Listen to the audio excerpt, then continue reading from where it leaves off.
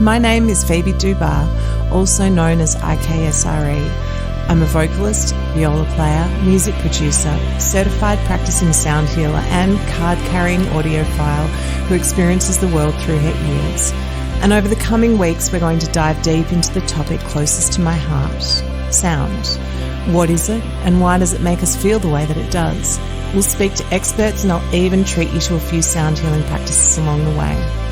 Welcome to What is Sound? Recorded on the stolen lands of the Bunurong and Bunurong people of the Kulin Nation. Always was, always will be.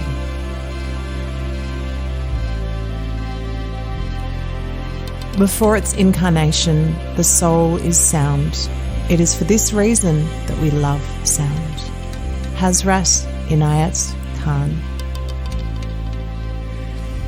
So today I have the absolute privilege of chatting with someone who I've been in awe of since starting my own sound healing journey. She started as an internationally renowned singer who spent years on Broadway and touring abroad, and now she's an educator, speaker, recording artist, a world authority on sound medicine and the power of Alchemy Crystal Singing Bowls, and an all-round shining light. Did I miss anything? Would you please introduce yourself to the listeners? Hi, everyone. I'm Jeralyn Glass, and I'm coming to you from Los Angeles, California. Welcome, Jeralyn. Thank you so much for agreeing to be interviewed. You are the number one person I thought of when I thought, who am I going to speak to about crystal bowls? And I just went, right, I'm going straight to the source. So I was so grateful that you said yes. So thank you very, very much. You're welcome. I know it's so much fun when you reach out just on a lark and then the doors open. Exactly. That's what happened with my very first summit. Same thing. And it was like, oh, okay, this is supposed to be. So thanks for inviting me.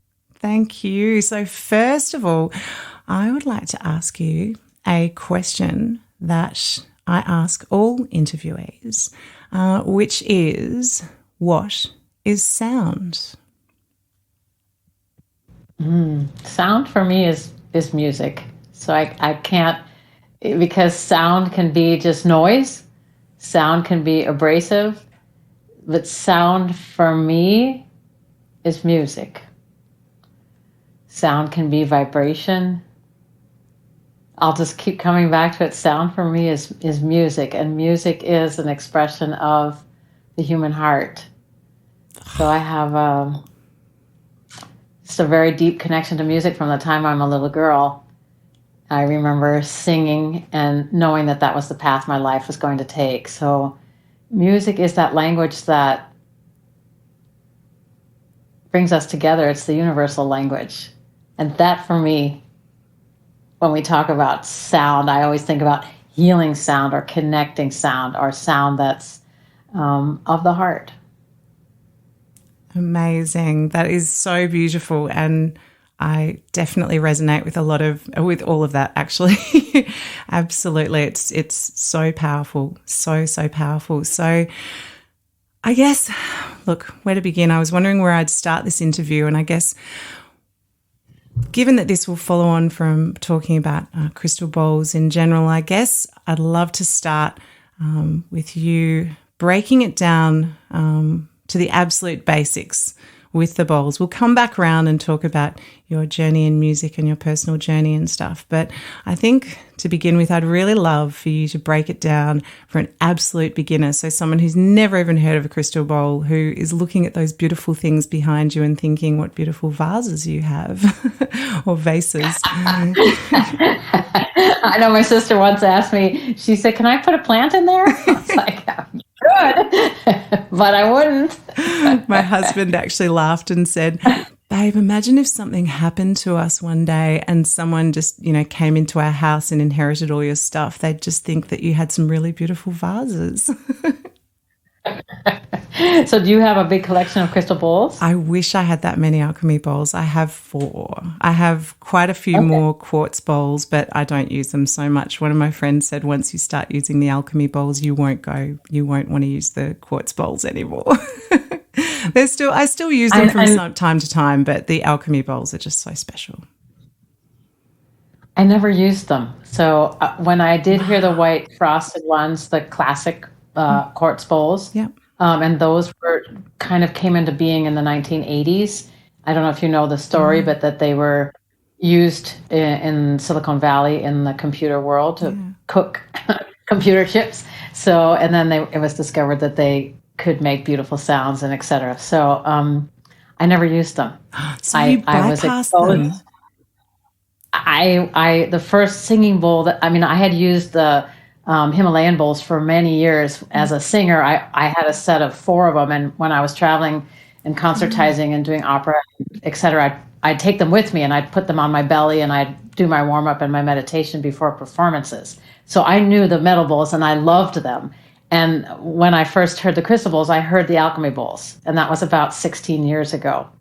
And immediately it was a love affair. It was a completely different sound than the metal bowls, as I said, which I loved. But this was like it resonated with my soul. That's the only way I can really say it. It was as if those sounds, they were so pristine. And especially at that time, being in the world of classical music, my ears were attuned to listening in a very precise way. And when I heard those sounds, it was like, wow.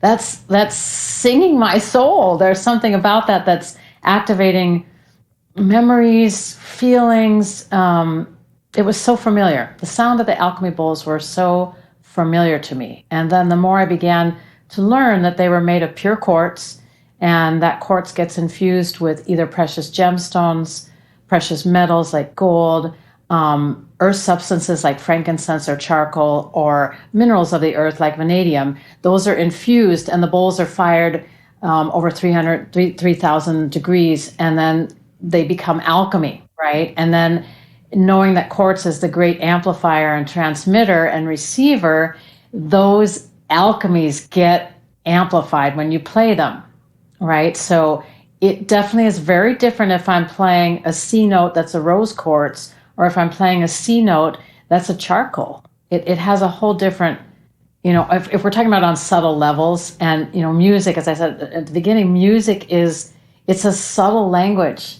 It can be very, rhythmic, and you don't have to think about it, but there are subtleties in music that take us far and away, take us deep inside, ground us, expand us.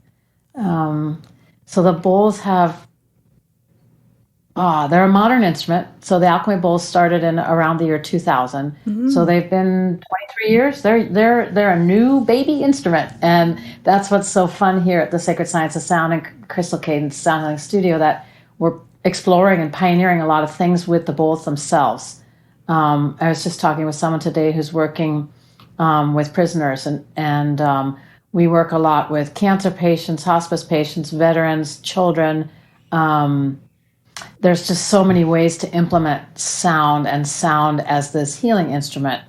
Back to your first question, what is sound? Mm-hmm. It's pure vibrations, and those pure vibrations are love. They're love. That's it.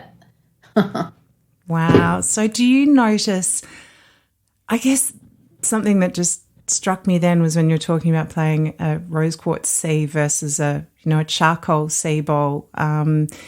Do you notice, is it just an energetic difference between the bowls, or is it like an actual timbre difference as well too? Like there's like a difference in the actual timbre of the sound as well? It's such a good question, Phoebe. Think, for example, of the finest violins. If someone plays a Stradivarius, or think about a fine Steinway piano versus a Kawai or a Yamaha. Every single instrument is one of a kind. Yes, there's a certain technical framework that's followed, but it's what I like to share when I'm teaching, that, and as a singer, every single person has their own vocal fingerprint, right? We have our own alchemical signature. And so is it an energetic thing? Yes. Is it a timbre thing? Yes. Because every bowl, even if you would say, I have a C440 tuned to 440, that's music today, right? And I have a C440 rose quartz, or a C440 amethyst, or a C440 charcoal, or a C440 citrine. All 4 of those bowls are going to sound different. It just because when we go and talk about a violin or a piano, the wood is different. The wood has a different story behind it. The crystal, they're not made in a factory, so every single one is really unique. And I think that's important, that we understand that we as human instruments, every single one of us is unique. And I feel, that part of our purpose here is to discover what is my unique vibrational signature. What am I here to do? What is this instrument? All my cells and, my color hair, my color eye, just everything about us. And it's truly the same with the bowls. No two bowls sound the same. Yeah, and no two people are the same. Like you were saying, it's this unique vibrational imprint that we have that's completely different to anybody. Even, identical twins, there's always going to be a slight difference between the two of them. And as you said, you could get two trees that were absolutely identical that had grown up right next to us in the same forest or right next to each other in the same forest, but you chop them down, there might be a slight difference that then exactly goes into the making of the violin, for example. Or, that's a beautiful analogy. Thank you, Jeralyn. Absolutely beautiful. Yeah.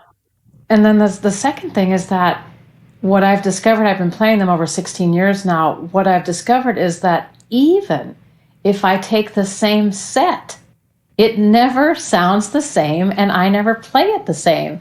And I started my career on Broadway where I did 456 performances of My Fair Lady with Rex Harrison.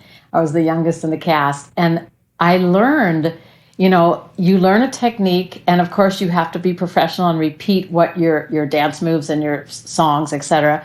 But you have to make it new every time. It's up to us. You can never do anything by rote. And music, again, is really something of the heart. You know that well. It's a heart and soul activity, right? And so I think our biggest, maybe it's not a challenge, but our biggest responsibility is to learn to be absolutely present so that I can give and receive the impulses in that moment, because the same orchestra will never play the same. The same set of bowls will never sound exactly the same. And that's the beauty of it, of that music can call us to a kind of presence. And when we're in that presence, so much can happen. So much transformation, healing, release, new beginnings. So much can happen if we allow ourselves to be called to that kind of presence and really hear the individual songs of the bowls themselves. Yeah, and the audience as well too, adding the audience into it as well too. Once you throw that into it, you're responding to their energy as well too, and a different audience on a different night will bring out a different performance or a different experience in the performer as well too, or the person that's playing the bowls or singing the song or playing violin in the orchestra. It's this magic coming together. And I guess that's as well why, great musicians become great, or great, healers, sound healers become great at what they do, because they are actually responding to those things rather than just doing it by rote and going, okay, now I do this and then I do this. And it's, but even still, I guess there would still be an impact, wouldn't there, of the people around them. And it's so interesting how that works. It really is. I'm just thinking of certain times where a particular bowl sounded screechy, because there was somebody in the space that had some kind of blockage in their energetic system or blockage in their physical body. And it's not for me to know what that is, but it's for me to hear that, whoa, the bowl is sounding like, and there are times when I was working on my own grief where the bowl sounded like nails on a chalkboard, until I began to understand, my, that sound is reflecting my own pain, and so the sound can really be, again, back to your first question, sound is also resonance and sympathetic resonance, so sound can go in those places where we have had blockages, woundings, traumas, where our energies did a go around, and the sound can go in and infuse itself in there and open up space again. I mean, there's just, there's so much to say about this way of working and about the crystal bowls themselves. And I think for those who have never heard them, because our bodies are quartz-like in structure, Our cells are quartz-like in structure. Our bones in our very blood are crystals. So we can receive that kind of sound easier than the metal bowls. And I still love the metal bowls, but they're a whole different thing.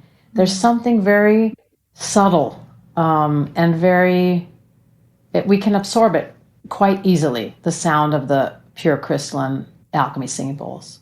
Absolutely. I know from personal experience when I've been doing, there was a period where I'd done so many sound baths in a row and I was feeling just completely drained. I'd given so much. And I went to a yoga class where a teacher, all she did was play a little bit of a quartz bowl at the end of it. But it literally, I felt like I was a dry sponge that had just been put in water and I was just soaking. It was profound. Like it was only a few minutes of it that she played, but it was enough that it just went straight into me. And I straight away called my friend who's another sound healer and said, I need a session. I need a one-on-one session. I'm desperate. But it is amazing just how easily, just immediate, just you soak it up. Yeah, it's like the first experience I described, right? It was just like bong, that the sound just went right through me. It's something that I've had medical doctors in here, just people who kind of would say, well, okay, Jeralyn, this is a little bit woo-woo for me. Mm. And they hear the bowls and they start to cry. And it's like, hey, can you explain? I'm thinking there was one young man that was at a sound bath I was playing in Asia. And he was from South Africa. He was a computer scientist, high position at IBM. And he was like, what kind of voodoo did you do? He said, my mind was completely still. He said, but I wasn't asleep. What happened? And it's that kind of thing that the crystalline sound especially, great music does it, but there's something, and I've been in that field my whole life. There is something about the crystal bowls that it gives your mind something to focus on that you go, oh, music. And then in that moment, your mind is completely stilled and you drop into your body, you drop into your belly, you drop into your soul. It's different for everybody, but when people have that kind of reaction, like, very highly intelligent people that don't want to necessarily go easily in their heart, and suddenly they've landed in their heart, or they have an experience of their soul, it's that the sound just stills that thinking mind. There's something about it that brings the mind into a focus, and bingo, you land in your authentic self. And I see with myself and with my students and clients that people become more and more connected to the truth of who they are. Because the sound does something that, as I said earlier, because of the crystal nature of it, it's up-leveling us at our very cellular level. And we're doing research and lots of stuff over here at the Sacred Science of Sound, but when you look through a cymoscope, for example, so there, one dear friend and colleague, John Stuart Reid in England, has created this cymoscope instrument, and we've done a number of tests with the crystal bowls, and you can see it looks like this incredible perfect shape of sacred geometry, like a perfect snowflake. And then you think about that those shapes are happening in the fluid of our bodies. And if we think that our bodies are approximately 70% fluid, 70% water, and those shapes that the cymoscope shows are being activated within our system, no wonder it brings a state of deep harmony and deep peace. People have deep releases. There's just, it's very exciting. The instruments, again, are modern. They've only been around now about 23 years, the alchemy. And so there's so much to explore, although we know that sound is an ancient medicine and that people of every culture used sound and music to uplift themselves and to chase away the bad spirits and et cetera, right? But they're really a tool for this modern world. Yeah, very, very much. That is a really beautiful way of summing it up. It's a modern tool. It's using old techniques and old principles in an incredibly modern way for modern problems, which is this life that we live with our screens, as wonderful as they are. Otherwise, I wouldn't be able to see your gorgeous face. But all of this stuff that's around us, that's the thing. These incredibly powerful modern tools for these incredibly, destructive modern problems that we have. Yeah. And, it's a great joy for me to support musical artists, because then you add the human voice to it.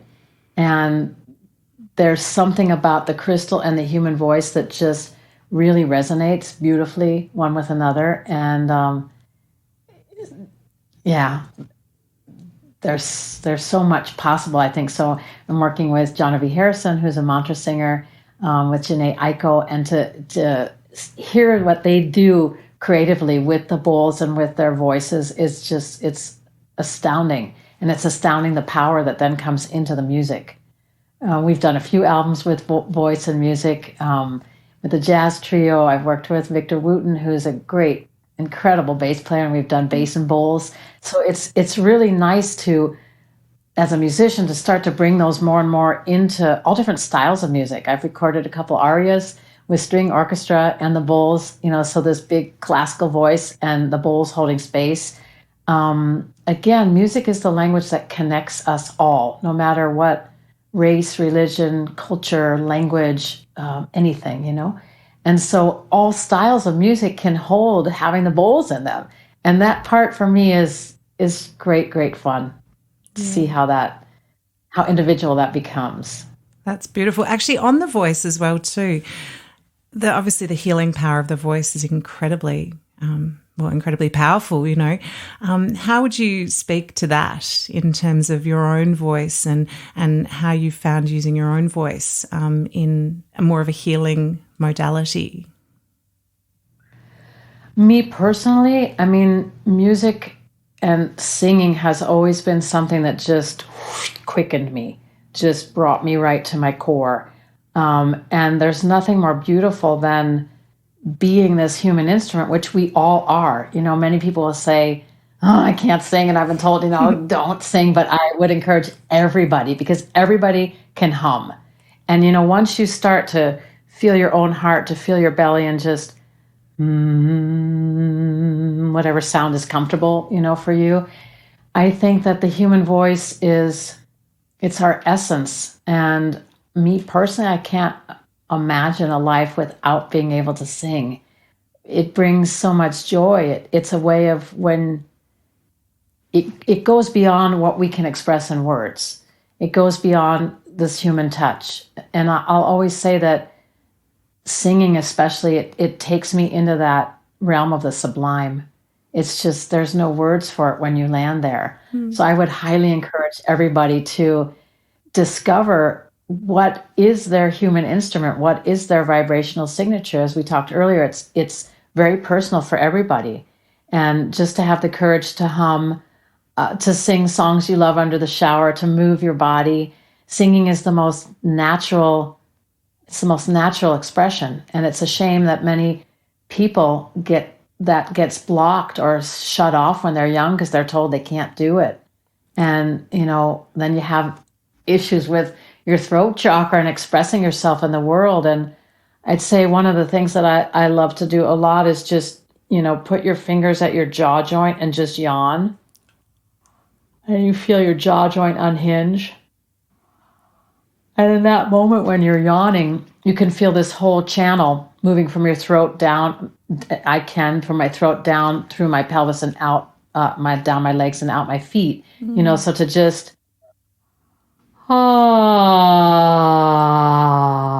and just to experiment with your own just experiment with letting your own sound really have a space and a place that's sacred and that's intimate for you to vibrate your sound. It's sound, when we talk about we're in sound health, sound is crucial to being a human being, I think. Yeah, wholeheartedly agree with you. And it is such a pity, isn't it? You touched on the, being told that you can't sing when you're young. And it's such a pity. I've got a daughter, my daughter is 5.5 years old, and she sings the whole time. It helps that she's surrounded by music at home, but she's constantly singing and I'm constantly encouraging her. And you just think so many other children are exactly the same, but then there's this point at which suddenly, they just stop for that exact reason because they're self-conscious or they think, oh, I can't sing. Someone told me, you can't sing, so you stop singing. And then singing becomes like a profession. Oh, I can't sing because I'm not good at it. It's like, yes, everybody can sing. Fair enough. Don't go and try and ask someone to pay you money to do it. That's a whole different thing. But in terms of singing for your own benefit, you should absolutely do it. Agreed. Yeah. Sorry, just smiling at the singer, but just agreed. You know, it's such a natural. I'm just thinking.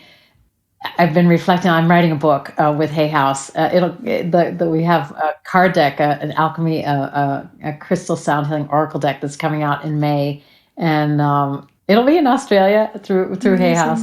And it made me, and writing the book, which will release at the end of this year, made me reflect a lot about just a life in music and how after performances I would be so critical, like that note could have been better, that phrase could have been better, that could have been better. And just the ways in which we self-criticize and self-sabotage, and how important it is for all of us to be kind and loving. And as my singing teacher used to say to me, take the question mark off your back.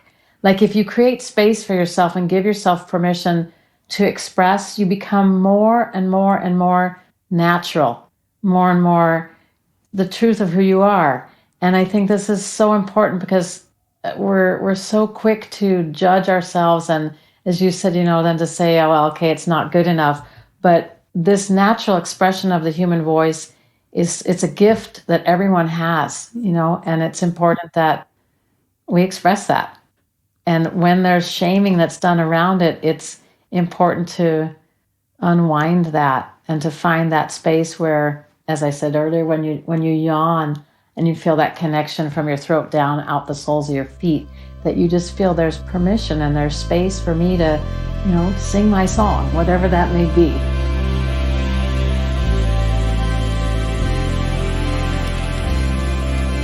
I understand only recently, actually, that what brought you to the bowls in a full-time basis, I guess, correct me if I'm wrong, was a just unimaginable tragedy.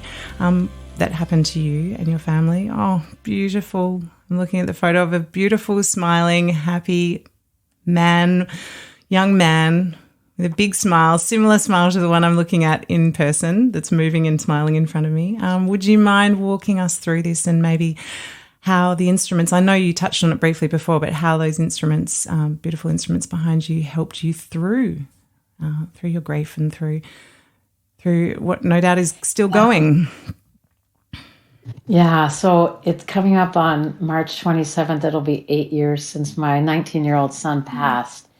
And, we never know what's in store in our lives. We have our dreams and we have our visions, and, life unfolds as it's supposed to unfold. And so as I look back and thread the threads together, or let's say weave the pieces of my life together, which I'm doing a lot of now for the book. I mean, a lot of reflection of, why did this happen? Why was I there? Why this job? Why this friendship, etc.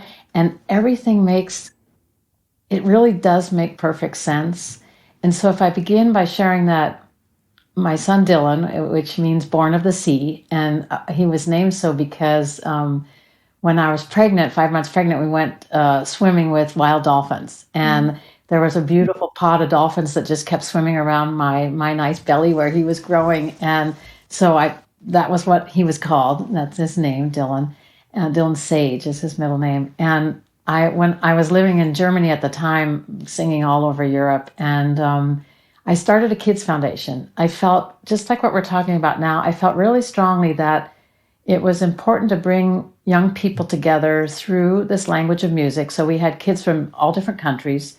The language there, of course, was German, but we spoke in French and English and Italian or whatever, depending what country the children were from. And we built these original musical theater productions. So, for example, if one child was excellent at the harp, one played the saxophone, one played the flute, one was a great tap dancer. So we would build these original shows around the kids' unique talents. And if they didn't think they had a talent, we found what it was, so every child was featured.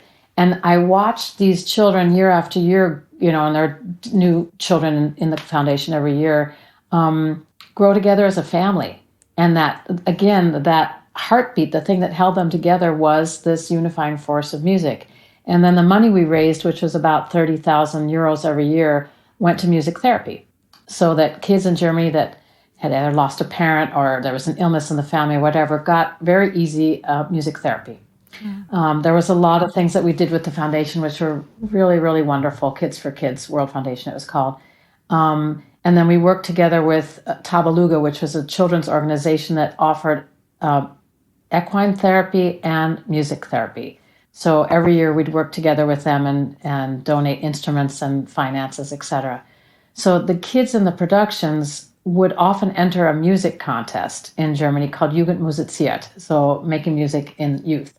And the year that my son entered it, he was 13, and he entered it in the area of musical theater. So he had to do a program with 5 songs and a choreography and a monologue.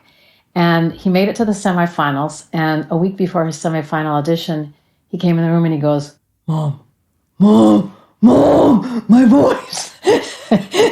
And we laughed. His voice started to change. And so at that point, I had never guided a young man through a voice change. So I talked with colleagues, a tenor and a baritone professor of singing, and they said, yeah, just here's a couple of tips and you go easy and, see, it's different with everybody. The larynx in a young man is growing 5 times as big. It's expanding rapidly, which makes the voice creak and jump and all that stuff. So Dylan made it to the semifinals of that contest, and a week before the semifinals, the voice started to change. So we played the bowls. So I had a set of 7 bowls at the time, and I had had them since he was just about 8 years old. And he would always say to me, "Mommy, bring me to bed with my sound blanket." So he knew those bowls inside out. And we worked every day. He picked one particular bowl. So interesting now, because at that time I didn't really understand it, not like I do now. It was a G bowl. So G is for the throat chakra, right? And it was citrine. Citrine is for personal power. It's for the solar plexus chakra. It's all about your self-esteem, your courage, and your confidence. That's the bowl he loved. And that's the bowl we worked with every day. And he got up a week later to sing his contest, and we had lowered all the keys. And he was very comfortable. And he said, "My name is Dylan, and since 1 week, I'm no longer a soprano." And everybody laughed. And I watched him sail into his program, not knowing what his voice really would do. And that was the first time that I really saw, wait, what are these instruments capable of? I mean, here's this kid at the most vulnerable time in his youth, doesn't know what his voice is going to do, and he stands up there and makes a joke and sails through his program. So it was like, And then I had more of the students that would just start to cry, would move through blockages. They would choose a bowl, they would play with that bowl, and stuff was happening. But at that time, I was not trained in music therapy, or I was not doing sound healing at all. I just had them as instruments that I loved. So if we fast forward, Dylan was 13. When he was 19, he passed away. And after like 5, there's so much to share, but on the night that he died, he started communicating with me through sound vibration. So I took a walk down to the beach near where we live with my best friend who knew Dylan very well, lived in Germany also, and knew him since he was a young boy. And we saw this huge shooting star that seemed to pass over the house where I grew up and where Dylan had lived with me, across the LA basin and land in the mountains behind LA, and I could hear his voice. It was like I could hear this whoosh. I could hear the shooting star, and it's bizarre because I grew up in LA and the city's so bright. I've never seen a shooting star in the city. I mean, up in the mountains, but not here, more, in the mountains, not here in Los Angeles. And there was his voice, "Mom, Mom, Mom, it's like you always said. It's like we always talked about, I'm home, I'm with God." And it was like, wait. You're so in shock because you never dream you're going to get that call as a parent, or if you've ever dared to think about it, it's always just like no, not in my life, and you're in such shock because you're here one moment and then we're gone the next. It's that, death is final. It's final in that physical form. And there he was communicating with me through sound vibration. And it was like, and it went on. It went on and on and on. And it's gone on till it's today. And so 5 months in, he just started bong, bong, bong. Mom, call the bowl dudes. We're going to do sound healing. And I'm like, what? We would have these kind of conversations. We would talk back and forth to each other. And I said, I'm grieving you. Leave me alone. And it was like, knock, knock, knock. I was sitting in the kitchen at the kitchen table. I'll never forget. Call the bowl dudes. We're going to do sound healing. I'm like, oh God. Because he was so funny. And he was 6'3" and 230 pounds. He was big, he was strong, and he was very smart and very funny. And he knocked for 3 days, called the bowl dudes. And I finally got on the phone and called Crystal Tones and talked with one of the owners and just said, this is what happened. I lost my son and I'm a musician. And he's telling me that, we're going to do sound healing. I said, I have a set of 7 bowls that I got many years ago. And that's how it began. And that was 2015. And I picked out bowls from the beginning. I still at this point wasn't that into like what notes go with what chakras, what do these notes mean, etc. I wasn't into that at all. I picked out the bowls that I ordered. I ordered 11 bowls by Alchemy because I thought, what could possibly connect me to Dylan? I chose selenite, which is grounded white light. I chose celestite, connection to the celestial realm. I chose charcoal for clearing and cleansing the grief. I chose ruby for transformation. I chose rose quartz for the heart. And when those 11 bowls came, I started to play the selenite first. And it sounded like nails on a chalkboard. It was the most excruciating, ugly sound. I was like, what have I done? And only later, as I said, did I realize that it was reflecting my own grief, that it was the vibrations of my own grief. But I'll never forget that first playing with the bowls when they arrived. There was like a misty white substance in the room with me, and he was guiding me what to do. Because again, I'd only played them as instruments and we'd had fun with them, but it wasn't like, I wasn't giving sound baths. I just loved them for myself and my students. But now came something so different. And I played and I played and I started making sounds that I could not make in therapy.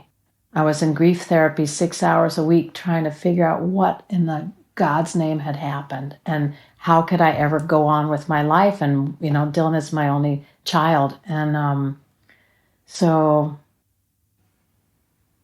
suddenly things were coming out of me, groaning, keening, moaning, screaming, that I couldn't express in words. So when I say that sound has the ability to go even beyond where words go, we have the ability with sound to express what I deemed at that point in my life was inexpressible, was that grief. Like it was too big to be expressed. But there it was being held in the sacredness of those instruments. I was making sounds, and then I got up to go wash my face and go to the bathroom, and I saw that there was light in my eyes. I'll never forget that moment. It was like, what happened? There is light in your eyes. And I hadn't seen the light really in 5 months. Wow. So that was the beginning of, okay.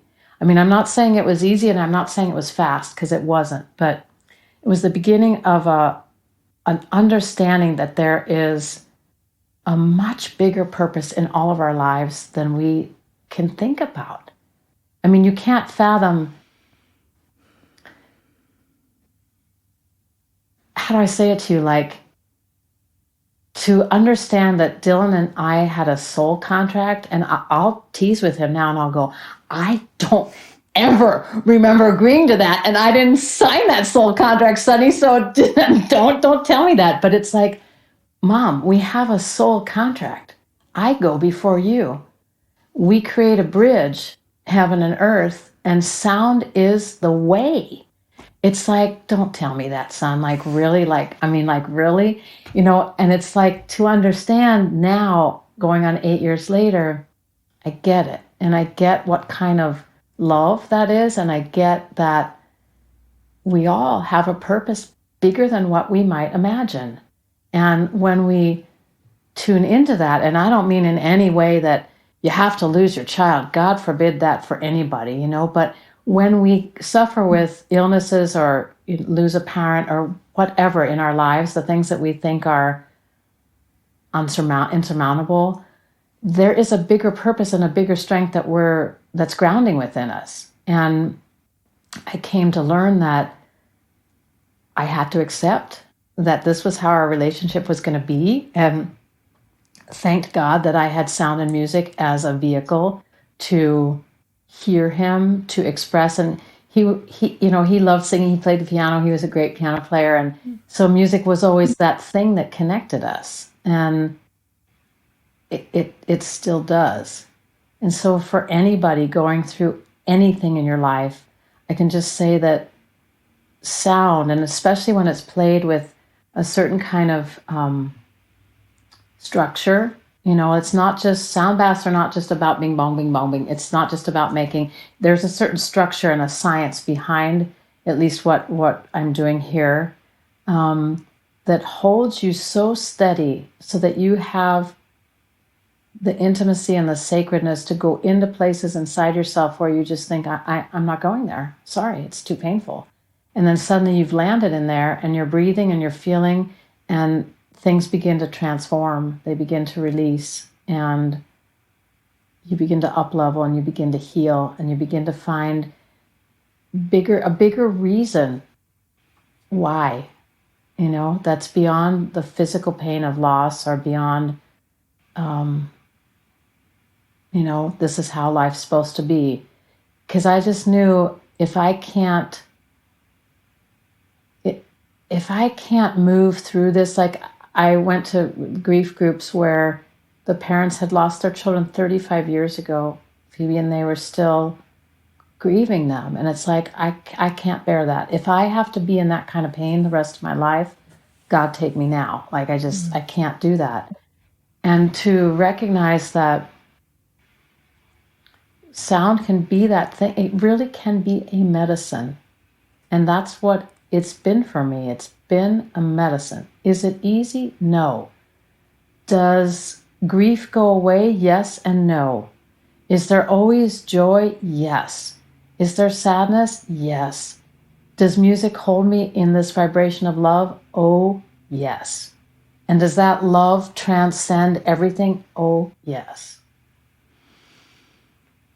Wow. Thank you so much for sharing that incredibly personal story, and the way that you were able to move through it, or continue to move through it, because not that I could imagine, because I just can't possibly imagine, but that the grieving process is something that will continue forever.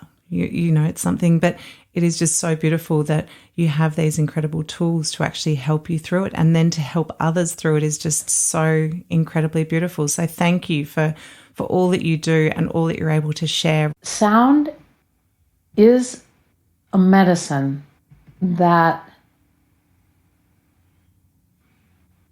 as I lay in my bed and thought, if I don't do something, I will never get out of this bed. So what are you going to do? I mean, I fought with myself, Jeralyn, what are you going to do? And I decided to reach out to the cancer support community. And it's a nonprofit that helps cancer patients and their families deal with that. And I had never led a meditation. As I said, the bowls were instruments for me. They were just something that were so exquisitely beautiful. But I learned how to lead meditations. I learned how to put sets of bowls together. And eventually the bowls grew and grew in my life. And it was incredible to sit with people in, challenges, intense challenges, whether it's, a couple that had been together 40 years and finally gone in retirement, and then one of them got cancer, and then what, right? So to sit in challenges that we all have in our lives and know that there is something that can comfort us. And maybe it doesn't change the fact, but it enables us to live with what our destiny is, with what has been given to us, and to share with that group of people first, and to feel like in community, because we were all suffering in some way,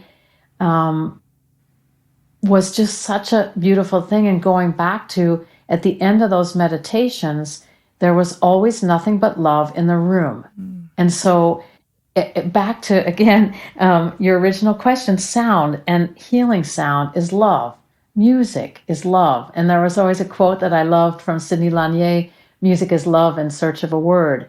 There's something about this vibration for me that comes from the bowls that just connects us heart to heart. Everything else washes away. And there's something about the crystal that just clears, cleans, protects, uplifts, revitalizes, regenerates, rejuvenates, all these kind of words that helps to bring a wholeness. Now, does that mean Dylan's coming back? No. Does that mean if I've been given a diagnosis of cancer and it's, eventually going to take me out, is that going to change? No, it won't. But how I live with it really, really changes. And this puts us back into the seat of the creator. It puts us back into, you understand that so well, that we are the creator and we're not a victim. I could have lived the rest of my life just going, God, a victim to loss of a child. But no, it puts us back in this seat of empowerment where we really say, yeah, who are I? Who am I? Who are you? I'm looking at you and going, who are I? I like, who are I? Who are you? Who are you? Who am I? And then where do we meet?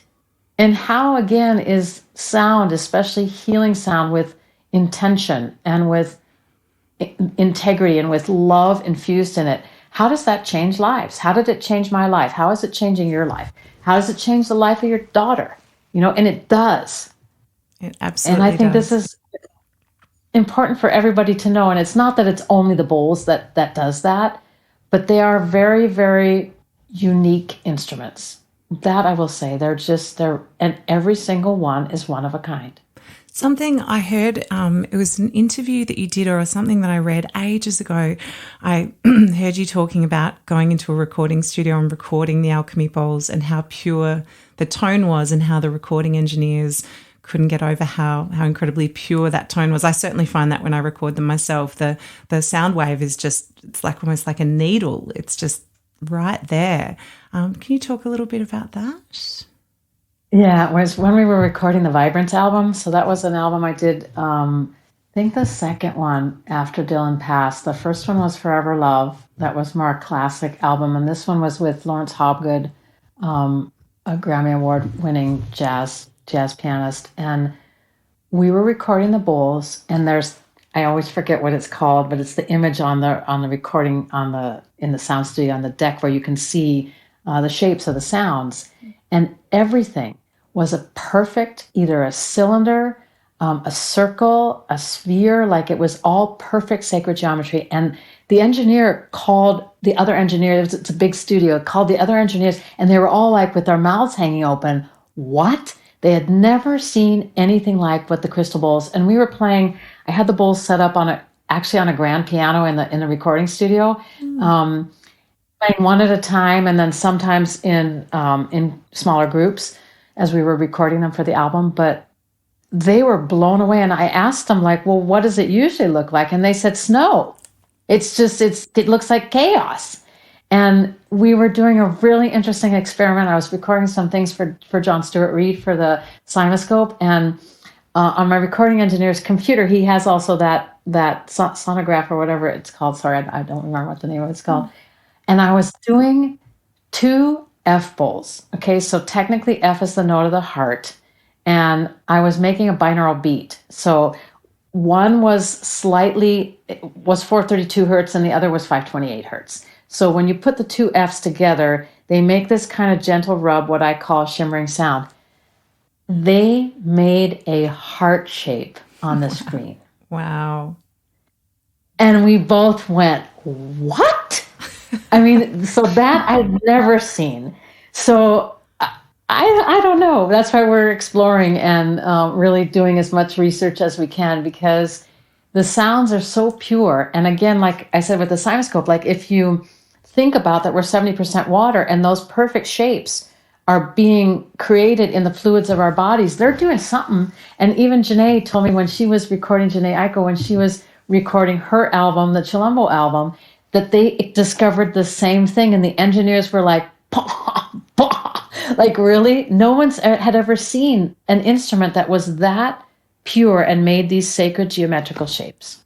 Yeah, it's incredible, isn't it? I remember hearing an interview years ago with John Stuart Reid talking about how he went into the pyramid and was playing and getting the hieroglyph shapes out of the sounds.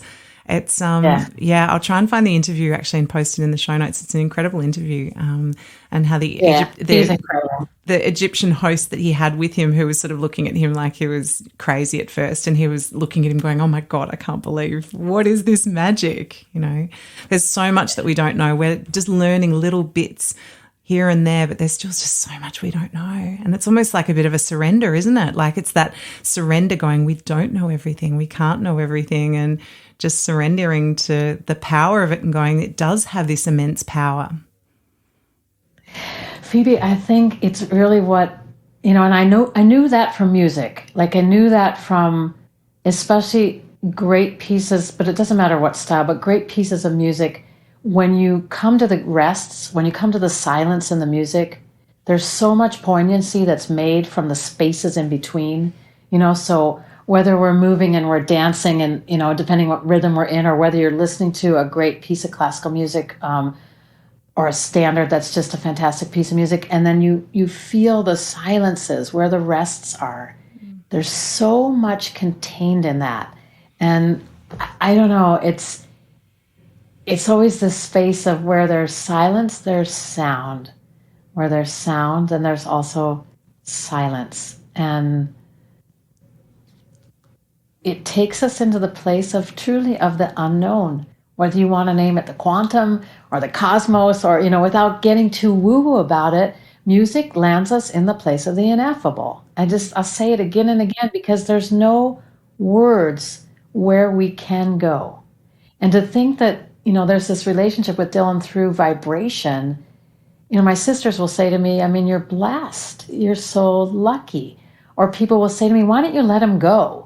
Like, let him go where he's supposed to go. And it's like, you don't get it. It's not like I'm not holding him here. We just have this communication through vibration. Amazing. I don't know. Yes, it's a gift for sure. But when we can tune into that and allow that place of mystery, or however you want to name it, that's where music takes us. That's where sound takes us. Wow. It's beyond all thinking mind, And what a beautiful, beautiful way to sort of come to the last thing that I just wanted to ask you before we wrap up, being just,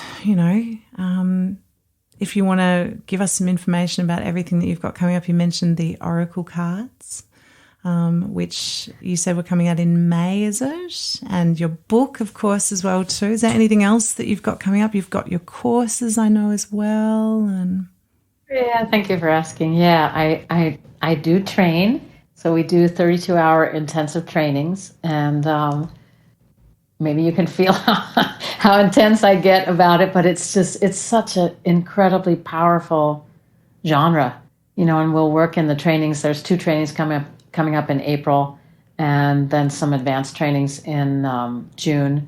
I'll be doing a live event at Omega Institute in New York. Now we're finally coming back out into the live, and I'm going to start playing live sound baths here in Los Angeles this month. Working on 2 new album projects. One I'm super excited about, that will come out towards the end of the year with the book. And the cool thing about the card deck is that we got inspired to put QR codes on the Oracle deck. So it's the first of its kind that you put your phone on the QR code on the top of the card and leads you to the soundbite. so that Wow. it's a real interactive deck where you hear the bowls. And we're working on an app that's coming out actually very, very soon. The app of the Sacred Science of Sound is called Source, and John Stewart Reed is on it. So we have, Dylan would say to me, Mom, we've got to bridge these worlds. We've got to bridge the world of science and spirituality and music and sound vibration. What is that? What's the healing power of music, and how can it be available to everyone, of every culture, of every language, of every age range? So there's a little child on there that leads a meditation. There's John on there. There's Jonathan Goldman, who's a pioneer in sound healing. Dr. Sue Mortar, pioneer in bioenergetics. Eileen McCusick, pioneer in tuning forks. And then lots of different sound healing things on the app. And that hopefully will be out in the spring very soon. And it's called Source. That sounds incredible. So I'm really looking forward to that. I feel there's a lot of guidance from my big angel, of Mom, there's a lot we can do. There's a lot we can bridge through music and sound healing and science. And there's so many ways that we can connect human beings, because it's really up to us to go beyond the politics and beyond, the bigger things that separate us, and come back to the love. That's it. And how do we walk as that love? How do we live as that love? How do we do it? There's so many things that trigger us. There's so many things that are incredibly upsetting. How do we keep coming back to that? And for me, that's what you asked me as the first question. It's sound. It's sound medicine. It's music medicine. That's what brings wholeness. That's what heals, in my experience. Wow, Jeralyn, thank you so much. I couldn't think of a more beautiful way to wrap up our time together. And thank you so much for the gift of sharing your wisdom, not only with myself, but with everyone listening. It's been an absolute honor to speak to you and to hear your story, and so many little nuggets of wisdom. And I'm so super excited that you're back to doing sound baths, because I'm actually heading to LA in September. Yeah, so I've just done an album with a LA-based musician called Marine Eyes. She and I did this beautiful cross country. We've never actually met before, so I'm heading over. We've also got friends in Mammoth Lakes, so we're actually going to be heading over for a 3-week road trip around California in September. So okay, I will keep an eye on the dates and definitely pop in. But we'll be spending 3 or 4 days in LA before heading out to Disneyland, of course. So. All right, let's make sure that we meet. I would love to. I would absolutely love to. So, thank you so much. And thank you most of all for all that you do. As I mentioned in the intro, you're an absolute shining light, and the world is very grateful to have you in it. So thank you. I almost left, but it was like, I don't think so. Yeah. Thank you. I don't think so. That's not your destiny. So, and thanks for what you're doing. Where can we find you? Where can people find you as the main portal? Crystal Cadence website? Crystal Cadence website. Jeralyn Glass too, but Crystal Cadence is all about the bowls and how you work or train with me, or how you purchase bowls if that's what you want to do. The classes. Yeah. So that's the main web. The music is all on Crystal Cadence.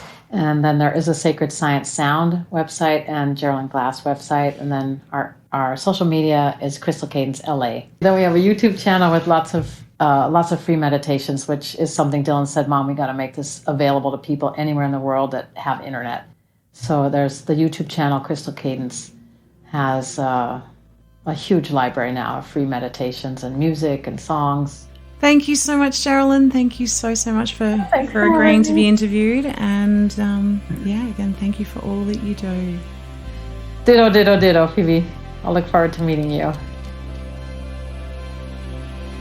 I do hope you enjoyed that episode and my chat with Jeralyn Glass and her incredibly personal take on the power of sound and how it allowed her to work through her grief in the face of unimaginable tragedy. As per usual, if you enjoyed the episode, please share it with friends, family, and don't forget to rate it on whatever platform you're using.